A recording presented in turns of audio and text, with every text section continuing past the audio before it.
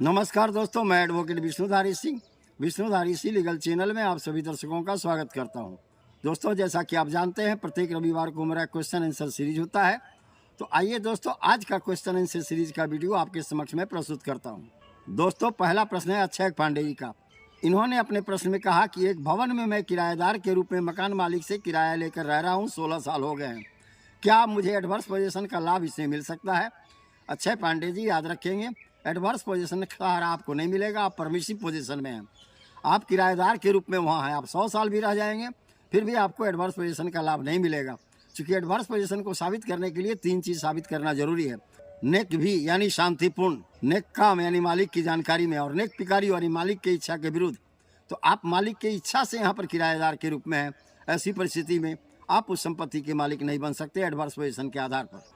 अगला प्रश्न है रविंद्र कुमार जी का। इन्होंने अपने प्रश्न में कहा कि क्या मैं किसी सरकारी संपत्ति पर एडवर्स पोजीशन के आधार पर उस संपत्ति का मालिक बन सकता हूं? उत्तर है मुझे कहना है रविंद्र कुमार जी, एडवर्स पोजीशन के आधार पर आप सरकारी जमीन पर भी संपत्ति के मालिक बन सकते हैं, क्लेम कर सकते हैं, लेकिन उसके लिए आप 30 साल की समय सीमा है।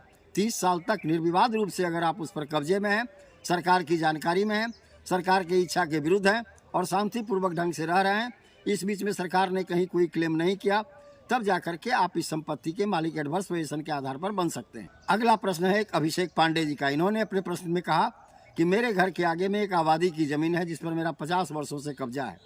अब उस ज़मीन का मालिक यहाँ पर आया है और आने के बाद बलपूर्वक मुझे उस पर से हटाना चाहता है। मैं उससे अपनी सुरक्षा कैसे करूँ?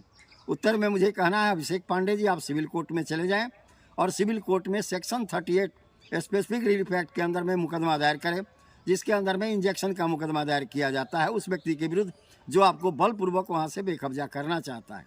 इससे आप अपने कब्जे की सुरक्षा कर सकते हैं। रही बात टाइटल की, तो वो मुकदमा टाइटल का चलेगा। कानून यही कहता है जिसका टाइटल होता है उसका पोजीशन होता है। अगर वह टाइटल का केस जीत गया तो आपको बाद में चल के पोजीशन छोड़ना पड़ेगा। अगला प्रश्न है नीता शुक्ला का। इन्होंने अपने प्रश्न में कहा कि क्या भाई बहन के बीच में कोई भाई अपने बहन के हिस्से पर भी एडवर्स पोजीशन लागू करा सकता है? नीता शुक्ला जी, उत्तर में मुझे कहना है नहीं, चूँकि शामिलात संपत्ति जो होती है उस पर ज्वाइंट पोजीशन और ज्वाइंट टाइटल होता है, यानी unity of title and unity of position होता है। कहने का मतलब शामिलात रूप से कब्जा होता है और शामिलात रूप से हक होता है। ऐसी परिस्थिति में एडवर्स पोजीशन का सिद्धांत यहाँ लागू नहीं होगा। आप जब चाहेंगे, 50 साल बाद भी चाहेंगे, तो आप अपना हिस्सा अपने पैतृक संपत्ति में बांट करके अपने भाई से ले सकते हैं। अगला प्रश्न है जीवन घोषाल साहब का। इन्होंने अपने प्रश्न में कहा कि सर जी, एडवर्स पोजीशन के लिए जो आप अपने वीडियो में बार बार कहते हैं नेक भी, नेक काम और नेक पिकारियों, तो सर जी ये तीनों चीज़ है क्या? नेक भी का मतलब होता है शांतिपूर्ण, नेक काम का मतलब होता है खुले रूप से और सब मालिक की जानकारी में कब्जा करना, नेक पिकारियों का मतलब होता है मालिक की अनुमति से नहीं, यानी किसी मालिक के ज़मीन पर मालिक के बिना अनुमति के, मालिक की जानकारी में अगर आप शांतिपूर्ण तक 12 साल कब्जा किए रहते हैं, तब आप एडवर्स पोजीशन के आधार पर उस संपत्ति के मालिक बन सकते हैं, अन्यथा नहीं। अगला प्रश्न है रोहित कुमार जी का। इन्होंने अपने प्रश्न में कहा क्या मैं अपने ज़मीन पर बलपूर्वक कब्जाधारी से कब्जा खाली करा सकता हूं, जबकि ज़मीन हमारा है? उत्तर में कहना है रोहित कुमार जी, निश्चित रूप से आप अपना कब्जा खाली करा सकते हैं। डर है कहीं मारपीट न हो जाए और क्रिमिनल केस न हो जाए, और कब्जा खाली कराने के लिए 2 माह की समय सीमा दी गई है। उसके अंदर में अगर कोई कब्जा किया है तो आप उसे बलपूर्वक करा सकते हैं। 2 माह के बाद फिर आप कोर्ट के माध्यम से ही चले जाएंगे और वहाँ से ही आपको कब्जा खाली कराने की अनुमति लेनी पड़ेगी। अगर आप ज़मीन पर बलपूर्वक कब्जा खाली कराने जाते हैं और कोई हिंसा हो जाती है तो आप पर क्रिमिनल केस लाद दिया जाएगा और ऐसी परिस्थिति में आपको जेल भी जाना पड़ सकता है।